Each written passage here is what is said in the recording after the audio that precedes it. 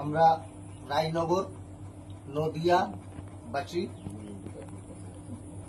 এনার নাম নিশিকান্ত বিশ্বাস, ওনার ছেলের নাম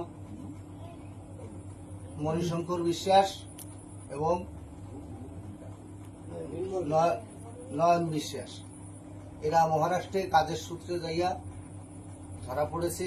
এদের Aadhaar card, ration card, voter card সবই আছে, তা সত্ত্বেও তাদেরকে মহারাষ্ট্র পুলিশ গ্রেপ্তার করেছে।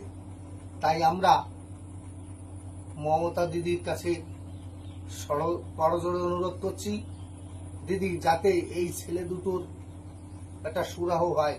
কারণ এনার মা, ওর মা গত 3 মাস আগে ব্রেন স্ট্রোকে পড়ে যাইয়া আমরা গ্রামবাসী সবাই ধরে নিয়ে হসপিটালে ভর্তি করিয়া সুস্থ করিয়া চিকিৎসা করিয়া বাড়ি এনেছি। কারণ এনাদের তো দেখার কেউ নাই, ছেলে দুটো বিদেশে ধরা পড়েছে।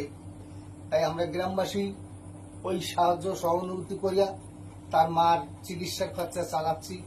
বাবাটা কোনরকম দুটো একটা জোন বেছে কৃষিকাজ করে, বিশেষ করে মতুয়ারা প্রধানমন্ত্রী বিজেপিকে ভোট দিয়া আমরা দিদি ভুল করেছি, আমাদের সেইখানে ছেলে মেয়েগুলো আটকায় রেখেছে। তাই আপনার কাছে করজোড়ে অনুরোধ, দিদি আমাদের এই ছেলে দুটো, রায়নগর নদিয়ার ছেলে দুটোকে আপনি একটু সহানুভূতি করিয়া তাদেরকে বের করে তার মাকে একটু দয়া করে বাঁচাবেন, এইটাই আমার অনুরোধ।